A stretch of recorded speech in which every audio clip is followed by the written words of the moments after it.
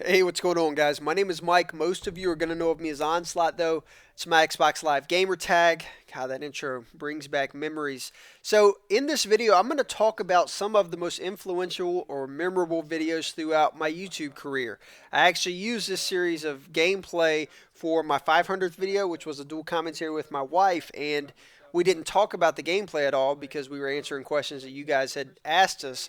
But I asked if you wanted to see me talk about each of these. I've crunched it down. Instead of being a 20-minute video, it's like a 10 or 11-minute video.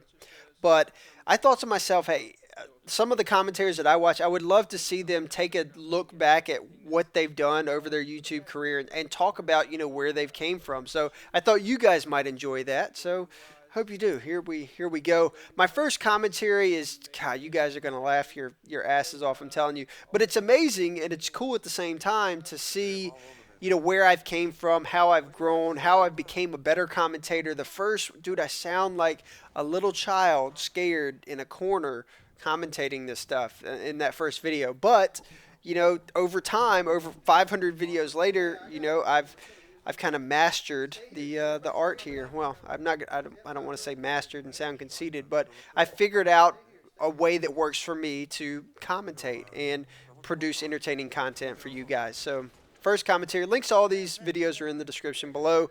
The video you guys are watching here is really cool, I think. This was the first time I think anyone ever did a live team communication gameplay. Correct me if I'm wrong, but I think I was the first to ever do that.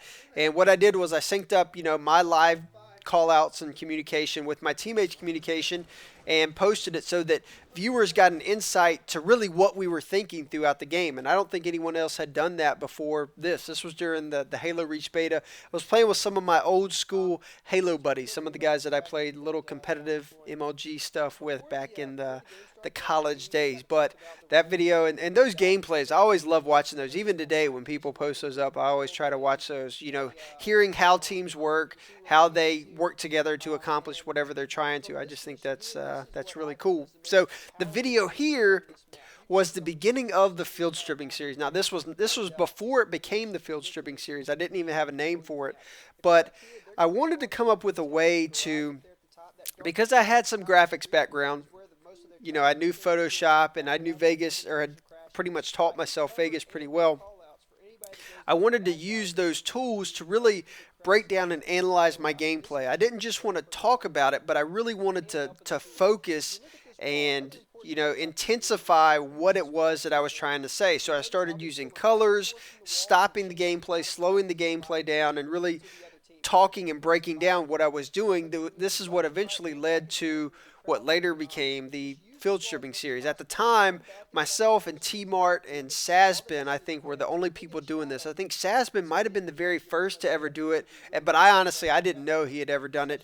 And then I think Trevor did it, and then like a week later, I started doing, the stuff that I was doing. Trevor did an amazing video on Crash where he used, I don't know if he used color overlays, but he used a theater mode and stuff, but it was epic. It was a lot of fun. And I think we kind of started a whole new life for the YouTube commentary scene.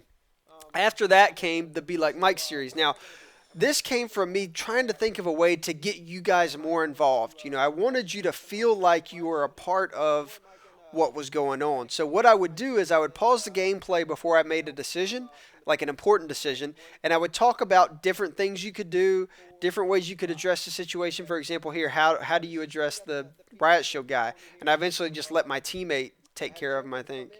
See that? Yeah. So, but afterwards, I talk about if it was a good decision, why it was a good decision. If I die or fail at something, why it was a bad decision. It's just a way for me to analyze my gameplay, kind of with the field stripping mode, and then, give you guys a chance to feel like you're involved in the video. Now, this is one of my favorite videos ever, and unfortunately, you guys are not going to be able to watch it because it has "I Need a Hero." It has copyrighted music in it, and this was one of, I think I did this video with Woody. It was a dual commentary. This was a GB, an epic game battles game. I mean, the game went down to the last second, I swear, to decide a winner. In case you guys ever see it, I don't want to ruin it, but it was an epic game. But I think I did this dual commentary with Woody before I even had a video up on my channel. I'd gotten a PVR and was still trying to figure out, what I wanted to do with the channel and all that stuff. But I was recording my gameplay, and he and I, there were two versions of this gameplay. There's one that has our commentary, which has I Need a Hero in it, and it's just him and I, talking about game battles and gaming together and that kind of stuff.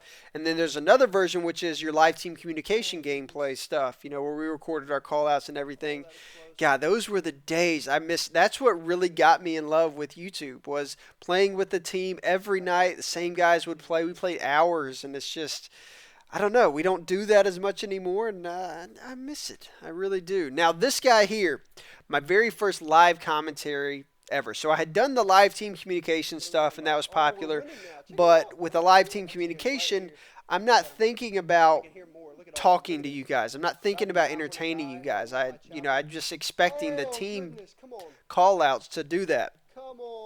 So I decided to jump into the live commentary world, where you're just commentating your gameplay live, people hear your reactions. This is what made me fall in love with it. It was an epic Modern Warfare game, Call of Duty 4 game. We won, look, you can see, we won by 1 kill. And this eventually would lead into the Road to Commander series, where every game was live commed and all that stuff. I'll talk a little bit more about that later. But my first live comm was surprisingly on Call of Duty 4. Like I said, links to all the stuff in the description below if you guys want to check out these videos and reminisce a little bit. Now, my first Machinima video was a field stripping video.